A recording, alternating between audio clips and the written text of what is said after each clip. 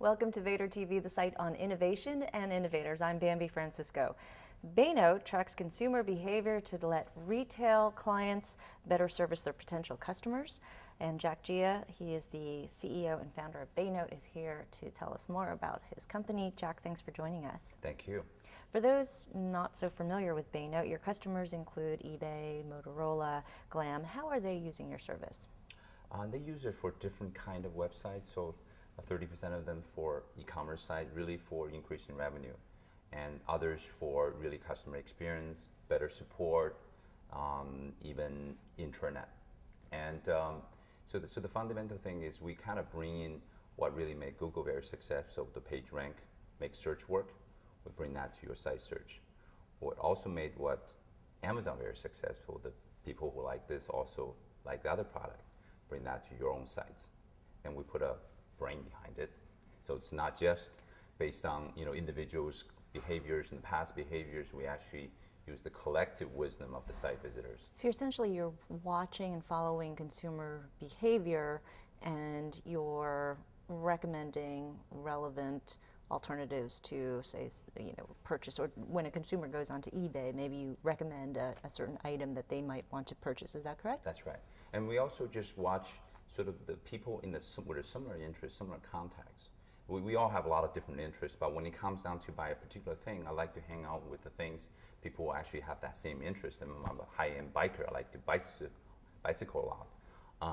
I want to like to hang out with people who spend a lot of money on their bicycles and trade information, exchange information, ultimately purchase something. How do you know that's a bike enthusiast? Is a person actually offering that information, or are you just following and seeing how much bicycle equipment or sporting equipment this person is buying? Right, that's a very good question. So in the real world, we can certainly do that, talk to friends, but in the online world, that's actually much harder to do. But the good thing is that online world can also watch every single user who cares about high-end bicycles. And we don't have to know who they are, we don't have to identify them. Their behavior will tell us what they like and what they don't like. The wisdom crowd says, collectively, these guys will tell you precisely what's the best thing. You follow or monitor 20 behavioral characteristics to group people in a certain peer group. What Yes. are they? There's a lot of different things to what they searched on, what they intend on, what they clicked on, ultimately leads to where they spend time on. Right? If they click something and backed out, they don't interested that product or content. But if they go down somewhere, ultimately finds a piece of content and come back to that over and over, that's actually interesting to him. Do you also track purchases? How often, or We track what purchases types of? well, but we don't overweight purchases. Part of the problem, overweighting purchases tends to drive you to popular products or really bestseller. What do you overweight? You overweight really what the community collectively say, what they want. That often actually is niche product. Follow the long tail story is you tend to have these products, not necessarily the bestseller, but the people who bought them love them. And if you recommend those products and other people will love them too, then you create these, I hate to say that word, cult groups. And the cult groups will have really loyal following, and then you'll have better customer satisfaction, and the margin for these products are much higher. Your revenue model, you have two revenue lines, subscription and revenue share. Yes. What's the majority of your revenue? Where's your revenue coming from? Yeah, for revenue generating side, they typically would like to see revenue share because it's a success-based model. So we don't generate revenue increase, they don't have to pay a thing. And for non-revenue generating sites, like we have TurboTax, our customer, VMware, and a bunch of other Cisco, Juniper Networks, etc.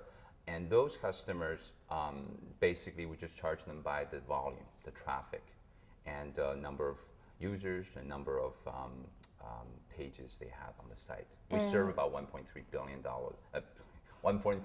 billion recommendation services each month. What makes the bulk of your revenue, and what's going to drive it going forward?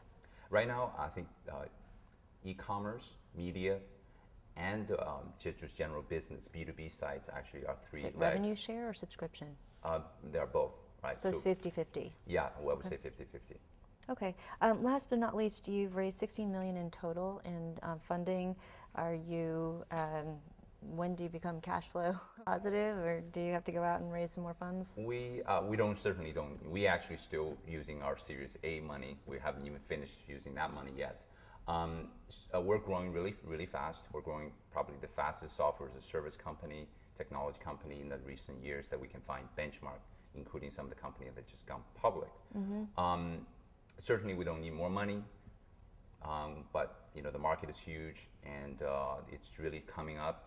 And just came back from ETEL conference, and we're just absolutely sort of just swamped. And so money doesn't hurt. Yeah, well, no, you're in a good spot. People definitely need recommendations out there. There's too many choices. Yeah, too much content. Okay, thanks so much, Jack, for stopping by and sharing your story. Thank you, Bambi. I've been speaking with Jack Jia. He's the CEO of Baynote. I'm Bambi Francisco.